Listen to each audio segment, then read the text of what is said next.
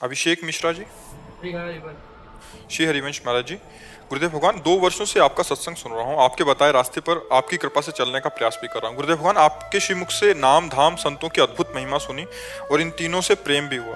गुरुदेव भगवान, मुझमें समस्त विकार हैं, ऐसे एक भी गुण नहीं है जिससे अपने गुरुदेव को रिझा सकूं। महाराज जी, ऐसे में फिर भगवत प्राप्ति का मार्ग कैसे प्रशस्त हो? अगर आप में गुण होते, भगवत प्राप्ति या भगवत रिझाने की सामर्थ्य होती, तो फिर शरणागति होने की जरूरत क्या थी? अस्पताल काहे के लिए बने होते हैं? बीमारों के लिए बने होते हैं। उसमें लिख दिया जाए पहले बोर्ड में, ना जुकाम हो, ना बुखार हो, ना कैंसर हो, ना किडनी फेल हो, शरीर पूरा स्वस्थ हो, आइए आपका स्वागत है। तो मजाक हो जाएगा कि नहीं हो जाएगा? है तो ऐसे ही भगवान की शरणागति किस बात के लिए है? कि हम किसी योग्य नहीं है, हम पतित हैं, नीच हैं, अधम हैं। तो हे नाथ, आप पतित पावन हो, आप दीनों पर दया करने वाले हो। प्रभु, मैं आपकी शरण में हूँ। मैं आपके योग्य ना बन पाया हूँ और ना बन पाऊंगा, पक्का वादा है। पर आपके सिवा अब हमारा कोई उद्धार करने वाला नहीं, इसलिए मैं आपकी शरण में हूँ। आपको जैसा चाहिए वैसा मुझे बना लो, क्योंकि आप बनाना चाहें फिर ऐसा कौन है कि ना बन पावे। और आप अगर ना बनाना चाहें तो हम वादा नहीं करते कि हम आपके लायक बन जाएंगे। हम आपके हैं, जैसे हैं वैसे आपके हैं। ये शरणागति है। शरणागति से चलो, बढ़िया आनंद हो जाएगा।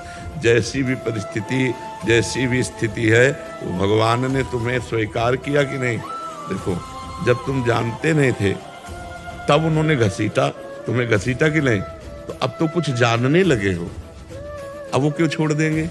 जब वो तुम बिल्कुल ककहरा नहीं जानते परमार्थ का, तब तो घसीटा ना। और अब तो कुछ कुछ जानने लगे हो, जैसे कि नाम क्या है, धाम क्या है, रूप क्या है, लीला क्या है, भगवान की उपासना क्या है, कैसे भगवत प्राप्ति की जाती है, क्या गलती है, क्या अच्छाई है, ये जानने लगे हो ना। तो वही तो जना रहे हैं। और हाँ, अगर ये किसी को अहंकार हो कि मैं भगवान की योग्य, तो कभी वो भगवान के योग्य नहीं हो सकता। जब बड़े बड़े महापुरुषों ने अपने को अधम कहा, नीच कहा, पतित कहा, और हम भगवान के लायक हो जाएंगे। बड़े बड़े महापुरुषों ने कहा, हम तुच्छा परम अधमा प्राण हो गर्ध कर्मा, ये तन्नाम स्फुरति महिमा हरेश वृंदावन से।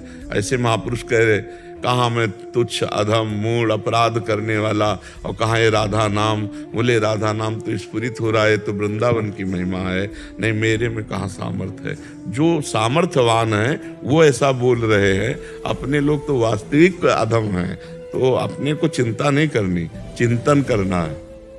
जो नाम मिल गया उसी को जप रहे हैं, जितना हम में सामर्थ्य है। वो कहा, हम आपके हैं बड़ी मस्ती से। शरणागति का मतलब होता है गोदनामा। गोदनामे का मतलब होता है तुरंत अरबपति बनना, नहीं होता? अरबपति ने अगर गोदनामे में ले लिया तो अरबपति बन गए कि नहीं बन गए? हम तो लक्ष्मीपति के दास है। अथाह अनंत महिमा जिनकी, अपने प्रभु की महिमा खूब गाओ, खूब सुनो, खूब नाम जप करो। ये जरूर सबके हृदय में रहता है बच्चा, क्योंकि भगवान अनंत महिमाशाली है ना। मतलब भगवान के समान को कौन हो सकता है? भगवान के लायक कौन हो सकता है? विचार करो, भगवान के समान कौन हो सकता है? कोई नहीं। तो भगवान के लायक हम कहाँ हो सकते हैं? कहाँ भगवान और कहाँ हम देहाभिमानी जीव, भला भगवान के लायक कैसे हो सकते हैं? तो बस इतना ही है कि जब हृदय से पूछे तो यही आता है कि अब जैसे तैसे प्रभु के हैं, अब वो जैसे चला रहे वैसे चल रहे हैं। वस्तुतः उनके ना हम लायक है और ना चलने लायक है। वस्तुतः सही बात ऐसी ही है, जैसे तुम्हारे हृदय में ना वैसे हमारे हृदय में है, वैसे ही हर संत के हृदय में होगी। क्योंकि जब महान को देखो ना, तब अपने असलियत समझ में आती है। तो प्रभु महान है, और जब अपने को देखो तो लगता है इतने महान का भला हम क्या हैं। तो बस यही दैन्यता भगवान को रिझाने के लिए काफी है कि मैं बस इसमें बनावट ना हो, तो भगवान इसी से रिझ जाते हैं। हाँ देखो, हनुमान जी महाराज कितने महान हैं, और जब राम जी से मिल रहे हैं, राम जी से कैसे भी एक मंदले मोह, हाँ, कुटिल हृदय अज्ञान और पूरी प्रभु मोह बिसारे हो दीन बंधु हो। ये हनुमान जी महाराज कह रहे हैं। एक हूं मैं, अपने को कह रहे हैं मंद, और जबकि ज्ञानी नाम अग्रगण्यम है, ज्ञानी नाम अग्रगण्यम, बुद्धिमताम वरिष्ठम है, और वो अपने को मूढ़ कह रहे मोह बस कह रहे, कुटिल कह रहे अज्ञान ही हृदय हूं। तो हनुमान जी क्या बनावटी हैं क्या? ये शब्द बनावटी थोड़ी नहीं, ज्ञान के भास्कर भगवान सामने जब विराजमान है तो ये भक्त की जो दैन्य स्थिति होती है वो स्थिति है ये। जैसे गोस्वामी तुलसीदास जी महाराज, उनकी समानता कोई कर सकता है? गोस्वामी जी की समानता?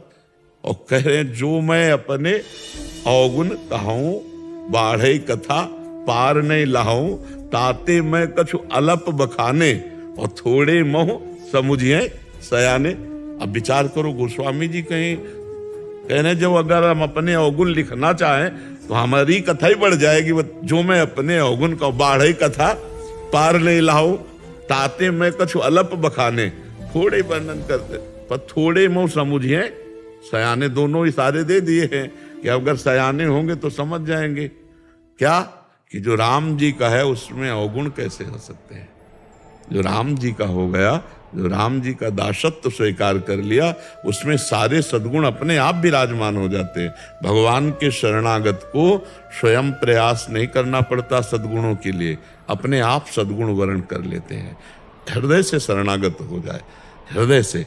देखो, हम बार बार कहते हैं कि जिन्होंने राम नहीं उच्चारण कर पाए पूर्व अपने पाप कृत्य के कारण, वो मरा ऐसा करके भगवान के अवतार के पहले भगवान की लीला चरित्रों का अंकन कर दिया और ब्रह्मा जी ने मोहर लगा दी। इतने महापुरुष त्रिकालज्ञ हो गए जो पूरा नाम नहीं उच्चारण कर पा रहे हैं।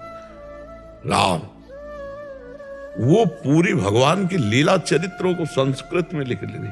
ये नाम की महिमा नहीं, ये भगवान के शरणागति की महिमा नहीं, भगवान के आश्रय की महिमा नहीं। हाँ, तो इसलिए हमें विश्वास करना चाहिए कि अहिल्या जी ने क्या तप किया था। रघुनाथ जी अहेतु की कृपालु, पाषाण में वो क्या तप कर रहे हैं। अहेतु की कृपा करके परम पवित्र विश्ववंदनी बना दिया। भगवान जब पाषाण पर कृपा कर सकते हैं, पाषाण बनी हुई अहिल्या जी है, जब जड़ वृक्षों पर कृपा कर सकते हैं।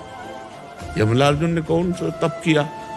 अरे मदिरा पिए हुए खड़े थे, अमंगले आचरण थे, गंगा जी में, अलकनंदा गंगा में मदिरा पान किए हुए और निर्वस्त्र और अप्सराओं के साथ।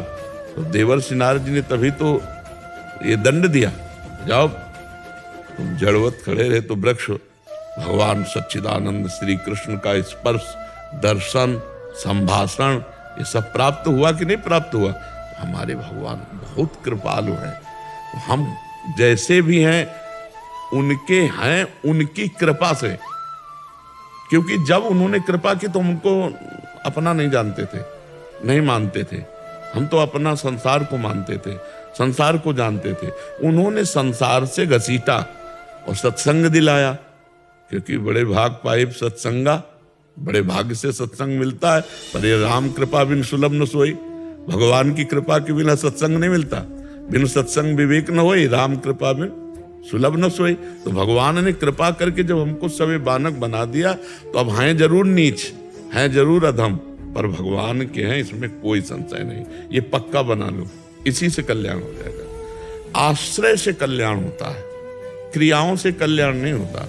अंदर का जितना आश्रय पुष्ट होता जाता है भगवान से, उतने आनंद की अनुभूति होने लगती है। अभिषेक जी, श्री हरिवंश महाराज जी, महाराज जी, कर्म बंधन से मुक्त जन्म कैसा होता है? अब बच्चा एक जैसे गुलाब जामुन पवावे, हम इनको पूछे कैसा है तो कहेंगे मीठा है। फिर पूछा जाए कैसा मीठा है, कहेंगे बहुत मीठा है। इसके बाद पूछा जाए कि बहुत मीठा कैसा है, तो उत्तर क्या होगा? खा के देख लो, नहीं होगा। तो जब तक बच्चा तुम कर्म बंधन मुक्त नहीं होगे, तब तक उसको कैसे जानोगे तुम? क्योंकि वो कोई बाहरी प्रक्रिया तो है नहीं, अंदर से अहंकार और कर्तृत्व भाव गया और फिर क्रियाएं हो रही। अब आप अहंकार और कर्तृत्व भाव से हो तो उसे कैसे जानोगे? पहले तुम हो मुक्त कर्म बंधन युक्त, तब आप उसको समझ पाओगे। जो कर्म बंधन मुक्त महापुरुष होते हैं ना, वो कर्ता भाव रहित होते हैं, अहंकार रहित होते हैं। दो खास बातें होती है, न उनमें कर्ता भाव होता है, अहंकार होता है, और न उनमें भोक्ता भाव होता है किसी सुख का। वो कारक पुरुष कहे जाते हैं, वो जीवन मुक्त पुरुष कहे जाते हैं। अब वो जीवन मुक्त अवस्था क्या है? पहले हमको चलना पड़ेगा परमार्थ में, केवल वाणी से नहीं। वो जो जीवन मुक्त अवस्था कर्ता और भोक्ता भाव रहित है, वो अनिर्वचनीय स्थिति होती है। एक स्थिति होती, सिस्टम है अंदर का, सिस्टम है अंदर का, कि वो क्रियाएं सब हो रही पर वो कर नहीं रहा है। खा पी सब रहा है लेकिन वो कुछ भोग नहीं रहा है। अभी बात समझ में आएगी बच्चा? नहीं समझ में आएगी। नहीं, बिना सोचे कैसे क्रियाएं हो सकती हैं? बिना सोचे कोई क्रिया हो सकती है ना? वो बिना सोचे क्रिया होती है। अच्छा, हम पा रहे हैं लेकिन स्वाद नहीं ले रहे, ऐसा हो सकता है कि आप पा रहे हैं और स्वाद नहीं ले रहे, और वो पाता है पर स्वाद नहीं लेता है? आपको भी ऐसी स्थिति का अनुभव कराने के लिए उस समय जैसे तुम्हारी कनपट्टी पे कोई गुस्सा में पिस्तौल रख दे और कहे चल खाएंगे, और सब खाने के बाद फिर प्यार से पूछे कि कैसा रहा, तो आपको गुस्सा आएगी कि तुम स्वाद की कह रहे हो, हमारे तो धक धक धक चित्त वृत्ति तो वही थी। तो जब चित्त वृत्ति वहां थी तो स्वाद नहीं ले पाया। तो चित्त वृत्ति जिसकी परमात्मा में है, उसको कर्ता और भोक्ता भाव ना होने के कारण वो कारक महापुरुष कहा जाता है, वो जीवन मुक्त महापुरुष कहा जाता है। अभी बड़ी बड़ी ऊंची स्थिति है, अपने लोग बच्चा हैं तो कैसे समझ पाएंगे? समझ रहे ना बच्चा जी? महाराज जी, इसमें भी क्या दो पर, जैसे एक तो आचार्य कोटि के महापुरुष होते हैं, एक गुरु कृपा से और महापुरुषों की कृपा से जो ज्ञान प्राप्त हुआ उससे कर्तापन का अभिमान भी नष्ट हो जाता है। हाँ बिल्कुल। एक अवतारी पुरुष होते हैं और एक अवतारी पुरुषों के शरणागत होते हैं। उनकी शरण में होकर उनके अनुसार चले, वो आते ही हैं, इसीलिए वो आते ही हैं हम लोगों का उद्धार करने के लिए। ये जो गुरुजन हैं, आचार्य महापुरुष जन हैं, बड़े जन हैं, ये आते ही हमारे कल्याण के लिए तो आए थे। तो हमारे कल्याण के लिए वो सब विधान बता गए, वैसे ही चले तो हम वैसे ही बन जाएंगे। कर्म जो हाँ, बंधन है उससे हाँ वैसे हो जाएंगे। कृपा पांडे जी नेपाल से। राधा वल्लभ श्री हरिवंश महाराज जी, आपके चरणों में दंडवत प्रणाम। महाराज जी, गुरु अनन्यता क्या होती है? विविध रसोपासक संत जनों से भेंट, उनके दर्शन, वार्तालाप एवं उनसे प्रेम करना, ये सब करना चाहिए, पर नाम जो गुरु जी ने दिया है वो जपना है, मार्ग जो गुरु ने बताया है उसमें चलना है। सत्संग सब संतों का करें, बातें सब संतों की सुने, उसमें कोई निषेध नहीं है। सब संत गुरुदेव हैं, व्यास हैं आप प्रतीत, सब संत भगवान गुरुदेव के स्वरूप हैं। लेकिन हम उपासना अपने गुरु प्रदत्त करेंगे। जो हमारे गुरु ने नाम दिया वही हम जीवन भर जपेंगे, जो गुरु ने मंत्र दिया वही मंत्र जपेंगे, जो गुरु जी ने इष्ट बताए हैं उन्हीं इष्ट का चिंतन करेंगे, जो गुरु जी ने पंथ बताया उसी पंथ पे चलेंगे। ये होती गुरु अनन्यता। सब संतों से मिलना, सब संतों की बातें सुनना, ये तो हमारा आहार है। सत्संग तो हमारा आहार है, संत दर्शन हमारा जीवन है। अब इसमें थोड़ी गुरु अनन्यता होती है कि अब हम किसी संत को प्रणाम ही नहीं करेंगे, किसी संत की बात ही नहीं सुनेंगे, नहीं तो गुरु अनन्यता। फिर ये तो मायाकृत बंधन है, ये मायाकृत है, भक्तिकृत नहीं है। भक्तिकृत है कि सबे संत गुरुदेव हैं, गुरुदेव के समान सब संतों को प्रणाम करे, सब संतों का आदर करे, सब संतों की सेवा करे, सब संतों की सुने, पर चले करे वही जो अपने गुरुदेव कहते हैं। मार्ग वही जो गुरुदेव कहते हैं, मंत्र वही जपेंगे, नाम वही जपेंगे जो गुरुदेव, इष्ट वही जो गुरुदेव।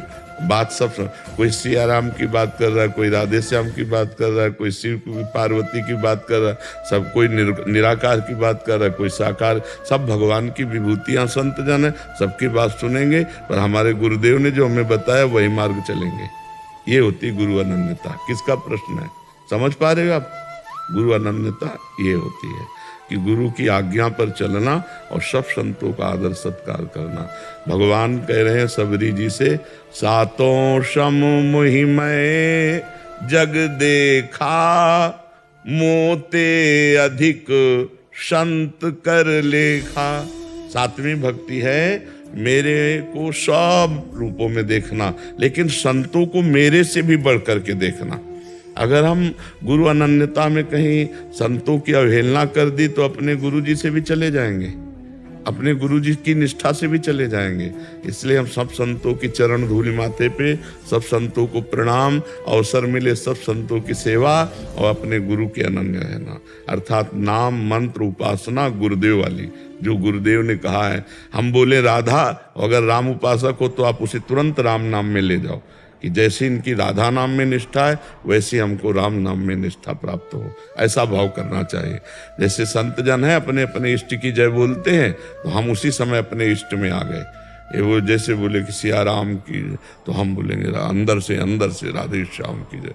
जैसे इनकी सिया राम में प्रीति है वैसे हमारी राधे श्याम में प्रीति हो। संतों के संग से हमारी इष्ट निष्ठा पुष्ट होती है, हमारी इष्ट निष्ठा घटती नहीं है। आज तक हमने देखा है संतों के संग से कभी इष्ट निष्ठा में फर्क नहीं पड़ा, और फर्क पड़ गया तो साधना क्या, तो फिर साधना का फर्क मतलब क्या रह गया। अपने इष्ट में परम निष्ठावान रहना, और इष्ट वही जो गुरुदेव ने दिए हैं। महाराज जी, इनका आगे एक भाव और था कि ये एक ऐसे महापुरुष को अपने गुरुदेव रूप स्वीकार किया है जिनको इन्होंने कभी देखा नहीं है, क्योंकि वो अभी नहीं है शरीर से। उनके यहाँ कोई गुरु शिष्य परंपरा भी नहीं है, पर उनके द्वारा जो उपासना पद्धति भजन करने के लिए है, उससे क्या इनको भगवत प्राप्ति संभव है? हो जाएगी, पद्धति में चले तो हो जाएगी। महापुरुषों के द्वारा बताई हुई पद्धति में चले तो हो जाएगी, पर कोई भी पद्धति हो जिसमें निरंतर नाम जप नहीं है, हम उस पद्धति पर विश्वास नहीं करते। इस पर ध्यान दीजिए हमारी बात पर।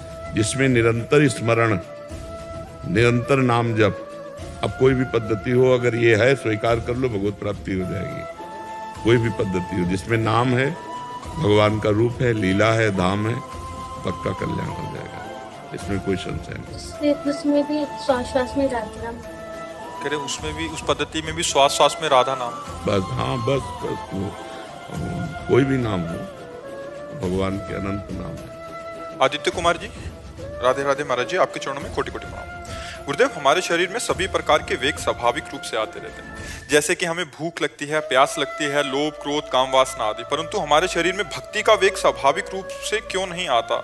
इसे हमें अपने प्रयास से लाना पड़ता है, कृपया इस पर प्रकाश डालें। पानी को कहीं भी छोड़ दे तो ढलान की तरफ जाएगा, तो ये भगवान ने सिस्टम रखा है। मना खष्टानि इंद्रियाणि प्रकृति स्थानि कर्षति। गीता जी में भगवान ने कहा ममैवांशो जीवलोके जीवभूता सनातनः मना खष्टानि इंद्रियाणि प्रकृति स्थानि कर्षति। जीव मेरा अंश है और मन और 5 ज्ञान इंद्रियां ये प्रकृति का अंश है, तो ये प्रकृति की तरफ ही जाती है। जो जीव है वो परमात्मा का अंश है, वो प्रकृति को पकड़ लिया अपना स्वरूप भूल करके, अब इसलिए उसकी दुर्दशा हो रही। नहीं देखो भगवान अविनाशी, तो हमारे अंदर एक बात रहती, मैं मरूं नहीं। हमारा जो स्वरूप अविनाशी है उसको हम भूल चुके हैं। वो चाह रहा है कि मैं अविनाशी हो जाऊं, अविनाशी है पर वो अपने स्वरूप को भूलकर देह मान लिया ना अपना स्वरूप, तो अब सोच रहा है मैं मरूं नहीं और ये देह है मरण धर्मा। भगवान है सुख सिंधु, तो हम चाहते हैं कि हमें कभी दुख देखना ही ना पड़े, भोगने की तो बात जाने दो। इसका भगवान का अंश है ना, वो सुख स्वरूप होना चाहिए, और वो सुख स्वरूप है पर अपने स्वरूप का विस्मरण कर चुका है। ईश्वर अंश, जीव अविनाशी, चेतन अमल, सहज सुख राशि, है ना। जैसे दुख कभी ना भोगना पड़े और कभी मैं मर और सबसे बड़ा मैं बन जाऊं, ये बड़ी बात रहती है कि जिस विषय में भी हूं मैं सबसे बड़ा बनूं, एक आकांक्षा होती है। चाहे धन के विषय में, चाहे विद्या के विषय में, चाहे जिस विषय में हूं मैं सबसे बड़ा बन जाऊं, एक आकांक्षा होती है, क्योंकि उस सबसे बड़े प्रभु का अंश है। वो अपने स्वरूप को भूल करके मन, बुद्धि, चित्त, अहंकार, इसमें तदात्म हो गया और इनका प्रवाह प्रकृति की तरफ है। इसीलिए हमारे अंदर प्रकृति जनित जितनी वेग हैं वो सब हमको लगता है कि मेरे को है। जैसे भूख प्यास प्राणों का धर्म, मेरा नहीं। प्राणों में हमारा तदात्म, इसलिए भूख मेरे को लगी, मैं ऐसा बोलता हूं। देखना नेत्रेंद्री का कार्य है, मेरा नहीं, लेकिन जब देखते हैं तो मैंने देखा, यही बंधन है ज्ञान के द्वारा। जब तुम पूछ रहे हो कि हमारा मन प्रभु की तरफ क्यों नहीं जाता, तो प्रभु की तरफ सहज में इसलिए नहीं जाता कि इसका प्रवाह ही बनाया गया है। जैसे पानी को कहीं छोड़ा जाए और ढलान की तरफ ही जाएगा। अगर पानी को ऊपर चढ़ाना है तो यंत्र की आवश्यकता है, बिना यंत्र के ऊपर नहीं चढ़ सकता, यंत्र मशीन। ऐसे ही अगर मन को आपको भक्ति की तरफ बढ़ाना है या ज्ञान की तरफ, तो मंत्र की जरूरत है, बिना उसके नहीं चढ़ सकता। इसका सिस्टम है, भगवान ने सिस्टम बनाया है। अगर आपको भक्ति की तरफ चढ़ना है तो मंत्र जपना पड़ेगा, और अगर मंत्र नहीं जपते हो तो वो माया की तरफ अपने आप जाएगा, तुम रोक नहीं सकते। मना कष्टानि इंद्रियाणि प्रकृति स्थादि कर सती, वो अपने वेग की शांति के लिए प्रकृति का भोग करेगा, प्रकृति में जाएगा। और अगर उसे परमात्मा में लगाना है तो मंत्र के द्वारा उसको फिर रोका जाता है। नाम और मंत्र के प्रभाव से मन को रोककर परमात्मा में स्थिर। और जहां ऐसा कर लिया, जीत गए, मुक्त हो गए, इस माया बंधन से मुक्त हो गए। एक अद्भुत शीतलता, एक अद्भुत आनंद, एक अद्भुत प्रसन्नता आपके अंदर रहेगी यदि मन परमात्मा में टिका तो। और प्रकृति में टिका तो फिर द्वेष, राग, चिंता, शोक, भय, उद्विग्नता, ये सब छा जाएंगे। ये प्रकृति के लक्षण है, ये सब छा जाएंगे। तो अभी देखो प्रकृति के सारे लक्षण हैं, भय, उद्वेग, चाह, चिंता, ये सब बनी हुई है। और परमात्मा में अखंड प्रसन्नता, ब्रह्मभूता प्रसन्नात्मा, न शोचति न कांक्षति, समा सर्वेषु भूतेषु मद भक्तिं लभते पराम। बड़ी प्रसन्नता, कोई शोक नहीं, कोई चिंता नहीं, कोई भय नहीं, कोई उद्विग्नता नहीं, और कोई चाह नहीं। और भी चाह ही चाह है, क्योंकि प्रकृति की तरफ जा रहे हैं ना। तो मंत्र जप करो, नाम जप करो, तो उस स्थिति में परमात्मा का जितना सानिध्य मिलता जाएगा उतने प्रकृति का सानिध्य छूटता जाएगा। परमात्मा का सानिध्य प्रकृति के सानिध्य से मुक्त करता है। अगर हम हर समय भगवत चिंतन कर रहे तो हम प्रकृति के सानिध्य से, माया से मुक्त हैं, हर समय मुक्त है। तो अब देखो कितना समय आप देते हो प्रभु को, कितना देते हो? कॉलेज में पढ़ते हैं तो सुबह में 1-2 घंटे देते हैं, सिर्फ माला जब पढ़ते हैं और कृपा कटाक्ष। हाँ, और ब्रह्मचर्य ठीक रखो, नाम जप करो, और पढ़ाई को भगवान की पूजा समझ लो, बढ़िया काम बन जाएगा। ठीक है, परमात्मा की तरफ लगाना होता है, प्रकृति की तरफ लगता है। परमात्मा का ध्यान करना होता है, प्रकृति का ध्यान स्वयं होता है। देखो ना, अंदर वस्तु, व्यक्ति, स्थान, ये सब ध्यान स्वाभाविक होगा, लेकिन प्रभु का ध्यान करना पड़ेगा। और जबकि वो हमारे हैं और ये माया है, ये सत्य नहीं है। वो सत्य सच्चिदानंद है, पर बड़ा भ्रम है। पहले नाम जप करो, आचरण ठीक करो, भोजन सुधार करो, तो फिर परमात्मा की तरफ धीरे धीरे लगने लगेगा। ठीक है। अनुजा अग्रवाल जी, दिल्ली से। राधे राधे। राधे राधे महाराज जी। महाराज जी, भगवत गीता में एक जगह एक श्लोक के अर्थात में लिखा है कि साधन करते हुए भी साधक जहाँ है वहीं सुख भोगने लग जाता है। साधक को विशेष सावधानी रखनी चाहिए और सावधानी पूर्वक सुख लोलुपता से बचना चाहिए। महाराज जी, प्रश्न यह है कि अगर भगवान की भक्ति में और सात्विक कर्म करने में सुख का अनुभव हो रहा है तो क्या ये भगवत प्राप्ति में रुकावट है तथा हमारी सात्विक सुख में आसक्ति? ये साधक अगर साधक सुख नहीं लेगा तो फिर साधने में रुचि नहीं रह जाएगी। आप पहले समझो, साधक अगर भागवतिक सुख नहीं लेगा तो साधना में रुचि खत्म हो जाएगी ना। तो भागवतिक सुख तो लेने के लिए हमें श्लोक दिखाओ, नंबर बताओ, और हमें श्लोक तो हम उसका भाव बताएं कि पता नहीं। एक इन्होंने लिखा है सुख संगेन बंदनाति, इतना शब्द लिखा है। इसका अर्थ है, भगवत गीता में लिखा है साधन करते हुए साधक जहाँ है वहीं सुख भोगने साधक साधना का सुख नहीं, समझो। पहले परमात्म सुख में, जैसे हम नाम जप कर रहे हैं, नाम में जो परमानंद की अनुभूति अगर उसमें डूबा नहीं तो फिर नाम जप का आनंद का मतलब उसकी फिर महत्ता क्या रहेगी? फिर साधन क्यों किया जाता है? साधन किया क्यों जाता है? आनंद के लिए ही तो किया जाता है। उतने आनंद में हमें टिकना नहीं है, हमें और आनंद में बढ़ना है, और बढ़ना है, और बढ़ना है। हमें अतृप्ति का अनुभव होना चाहिए। उसमें हमको ये नहीं कि बस इतना ही हो गया, उतना में नहीं रुकना है। संतोष कर लेना साधना में ये बाधा है, भोगों में संतोष कर लेना ये उत्तम बात है। और साधना में संतोष नहीं होना चाहिए, असंतोष बढ़ना चाहिए। मतलब अभी हम 1 घंटे आनंद ले रहे हैं, फिर हम 2 घंटे आनंद, फिर 3 घंटे, फिर हम 24 घंटे भगवदानंद में डूबे। ऐसा बकाया अगर कहे सुख ना ले तो हम ये बात मान ही नहीं सकते कि साधन बिना सुख के कोई आगे बढ़ जाएगा। तपस्वी तपस्या के सुख में निमग्न होता है, जितेंद्रियता के सुख में निमग्न होता है, भगवदानंद के सुख में निमग्न। अगर सुखानुभूति ना हो वैराग्यवान को तो वैराग्य में टिक नहीं सकता। तो इसी तरह हर परमानंद मार्ग का जो सुख भगवदानंद, उसमें तो रहेगा ही। अगर नहीं, हाँ उतने में टिके नहीं, क्योंकि वो असीम सुख तक पहुंचना है, सुख समुद्र तक पहुंचना है। अगर हम बिंदु में टिक गए तो सिंधु तक नहीं पहुंच पाएंगे और हमें विचलता हो जाएगी। फिर जैसे अब हमारे 23 घंटे बकाया हैं, भगवत विमुख जाने वाले हैं, 1 घंटे हम केवल भजन करते हैं, तो हमें इतने में टिकना नहीं है, हमें पूरा समय भगवदानंद में देना है। तो ऐसी भावना तो हम मानते, लेकिन सुख ही न भोगे तो फिर उसकी रुचि नहीं रह जाएगी साधना में। अब नाम जप कर रहा है, नाम कीर्तन कर रहा है, भगवत कथा श्रवण कर रहा है, भगवत कथा, इसमें अगर डूबेगा नहीं, आनंद नहीं लेगा तो फिर मतलब क्या रह गया?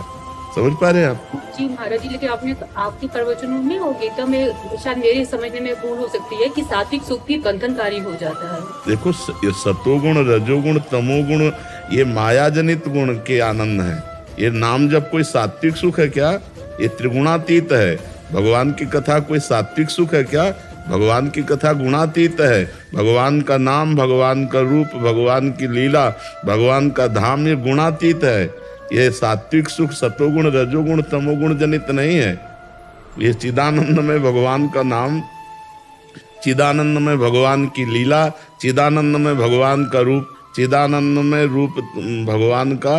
वो गोस्वामी तुलसीदास जी कहे, चिदानंद में देह तुम्हारी, विगत विकार जान अधिकारी। कोई अधिकारी पुरुष जानता है कि त्रिगुण माया से परे आपका चिदानंद में रूप है, तो उनका चिदानंद में नाम है, चिदानंद में गुण है, चिदानंद में धाम है। इसमें हाँ, जो आत्म सुख प्राप्त करने की बात है ज्ञान की, उसमें जो है अगर त्रिगुण जनित कोई सुख में बंधता है तो फिर वो आत्म सुख को नहीं प्राप्त कर पाएगा। पर साधन शब्द जब आता है तो साधन शब्द में हम नाम को भी साधना में लेते हैं, भगवान के रूप, लीला, गुण, धाम, इनको भी साधना में लेते हैं। तो अब ये देखना होगा कि वो साधन किस कोटि का करने वाला है, कहाँ है। अगर वो सतोगुण जनित सुख का आनंद ले रहा है तब तो अभी गुण के अंतर्गत है। अगर नाम का आनंद ले रहा है, रूप का आनंद ले रहा है, तो ये आनंद लेने के लिए ही तो है। प्रभु का अवतार आनंद लेने के लिए ही तो हुआ है हमारे लिए, कि उनके लीला चरित्रों का गायन करें, उनके रूप का ध्यान करें। नहीं तो अरूप हैं वो, भगवान अरूप हैं, उनके सब रूप है, उनका कोई भी रूप नहीं है। उनके सब आकार है, उनके कोई भी आकार नहीं है। यह भी बात तो समझनी है। तो जहाँ वो बंधने की बात कही गई है वहाँ केवल त्रिगुण के अंतर्गत की बात है। जैसे भगवान कह रहे हैं, त्रैगुण विषया वेदा निस्त्रैगुण भवार्जुन।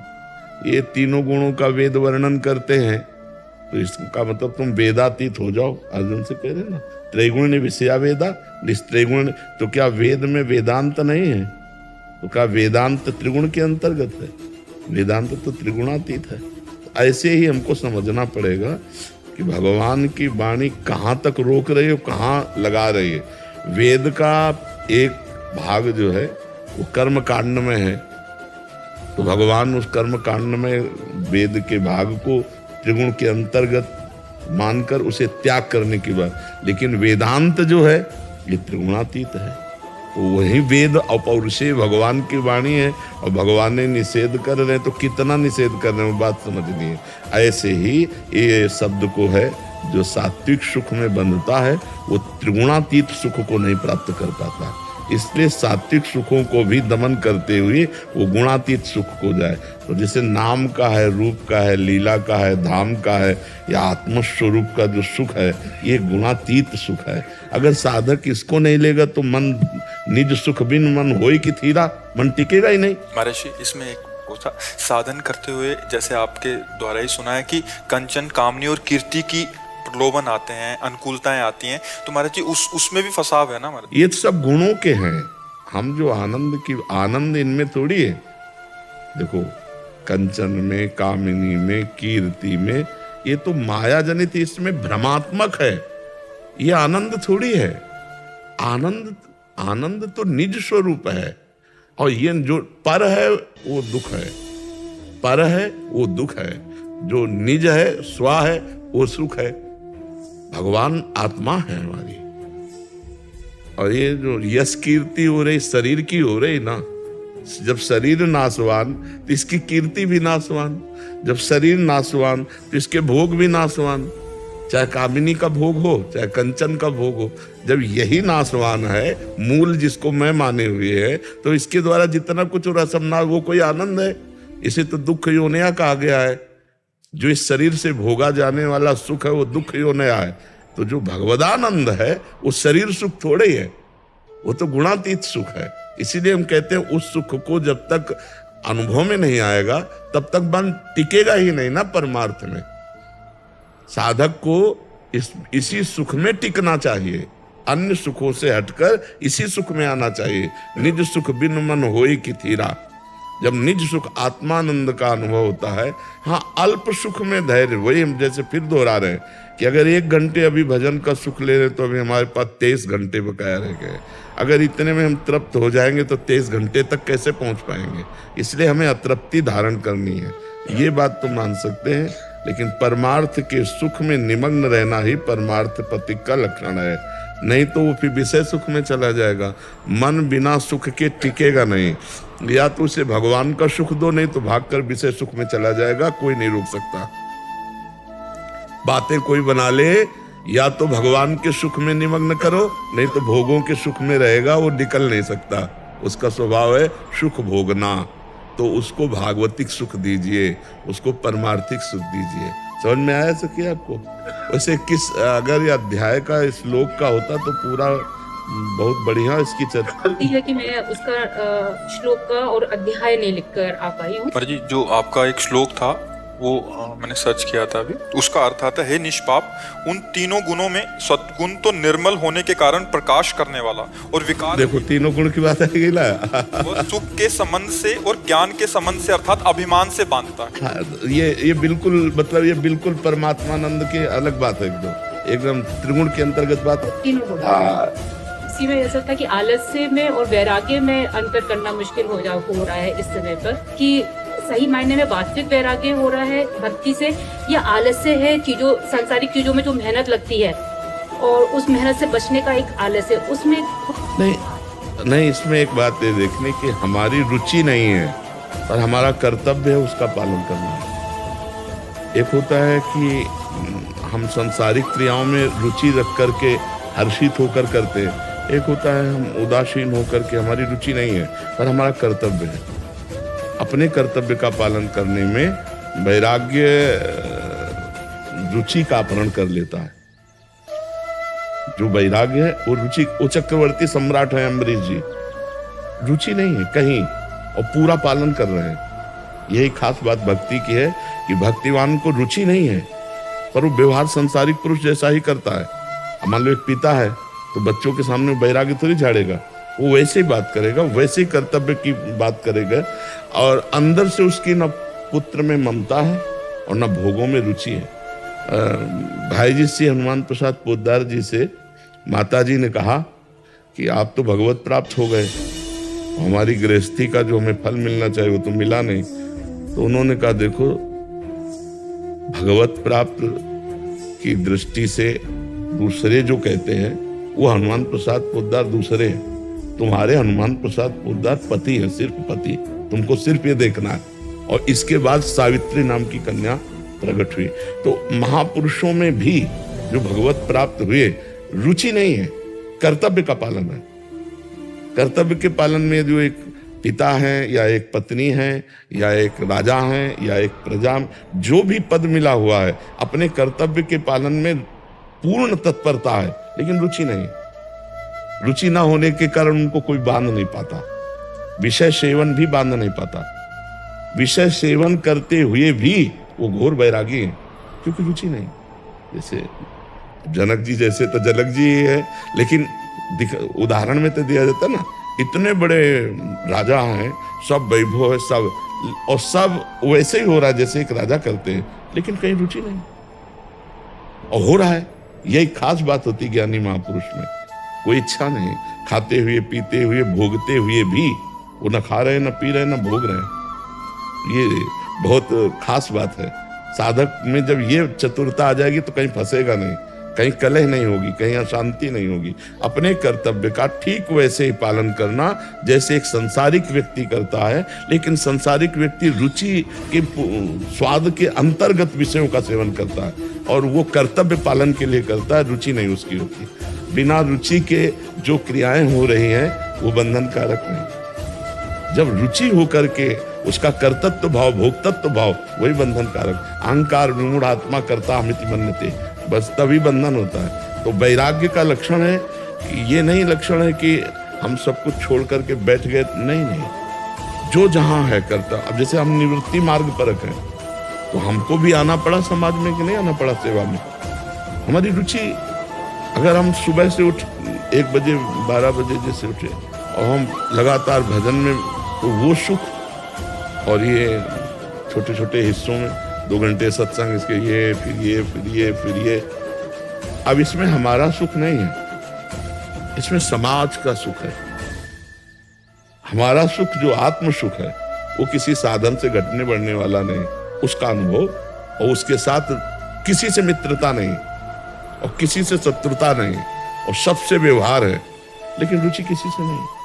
सब हमारे भगवत स्वरूप है और रुचि किसी से है नहीं। हमारी रुचि है परमात्मा में। अब वो क्या निर्देश करके करवा रहा है, बस हो रहा है, वह हो रहा है, ऐसे हो। अब ये कल से बंद हो जाए तो हमारा ये थोड़ी होगा कि अब समय कैसे कटे, क्योंकि हमारी रुचि नहीं थी। अब हमारी शरीर में रुचि नहीं, ये कल छूट जाए तो कोई परेशानी नहीं। वर्षों स्वस्थ बना रहे, कोई परेशानी नहीं। पीड़ा युक्त है, कोई परेशानी नहीं। भयंकर पीड़ा रहती, दोनों किडनी खराब है, भयंकर पीड़ा रहती, बड़ी परेशानियां, पर कोई परेशानी नहीं, क्योंकि इसमें हमारी रुचि नहीं, हमारी स्थिति नहीं। वैराग्य का मतलब ये नहीं होता कि सब कपड़े उतार के फेंक दिए तो वैराग्य हो गया, या हम कोई घर परिवार छोड़ दिया तो वैराग्य हो गया। राग रहित होना, राग रहित होना। उदासीनता बढ़ती है तो उदासीनता परमात्मा प्राप्ति के लिए अत्यंत अनिवार्य है, पर बाहरी हमारा व्यवहार कर्तव्य से बिल्कुल हंसी नहीं है, बिल्कुल हंसी नहीं। लेकिन शास्त्र आज्ञा है कि कोई अगर मिले आकर के तो हंसी बोले बहु मान दे, जी आप कैसे हैं, ठीक है, क्या सेवा कर रहे हैं, कोई मतलब नहीं, कोई मतलब नहीं, पर ये शास्त्र आज्ञा है तो ये करना है, अपने कर्तव्य का पालन कर रहे हैं। बोले हमको, अब वो जो आए सामने, भगवान उनके हृदय मंदिर में बैठे, उनको शीतलता मिली, चले गए, हमारा कर्तव्य पूरा। हमें उसका बढ़ करके मिला पेमेंट, आत्मानंद में हम अपने कर्तव्य का पालन कर रहे हैं, तो हम आत्मानंद में अपने डूबे। यही परीक्षा है। इस शरीर में भीषण कष्ट की स्थिति हो और परिस्थिति विपरीत हो और तुम्हारी स्थिति में कोई अंतर न हो, तब तो आप वैरागी और ज्ञानी और ध्यानी। नहीं, शरीर स्वस्थ है, अनुकूल भोग मिल रहे तो पता क्या चलेगा। जब विपरीतता आती है और फिर आपकी स्थिति हो तब पता चलता है। समझ रहे आप? वैसे हमें बहुत अच्छा लगा कि आप स्त्री शरीर में होकर एक अच्छे साधक की तरह हमारे परमार्थ के विषय को बड़ी सूक्ष्मता से समझती हैं। धन्यवाद है, आप बड़ो परमार्थ में। न कोई स्त्री है न कोई पुरुष है, ये केवल ये केवल पोशाक है। ये शरीर जो है ये पोशाक है, जीव सब में समान बैठा हुआ है परमात्मा स्वरूप। कोई यहाँ न स्त्री है न पुरुष है, केवल लीला है भगवान की। ये पोशाक मिली कुछ समय के लिए, इससे अपना काम बना लो।